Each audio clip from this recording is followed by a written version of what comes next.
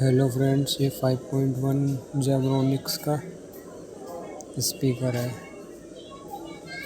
ये no sound की problem में आया था ब्लूटूथ कनेक्टेड होके, और हमको इसमें एक ये ट्रांजिस्टर में प्रॉब्लम मिली जो कि 5 वोल्ट से 3 वोल्ट रेगुलेट करता था, और हमने वो कन्वर्टर लगाया और ये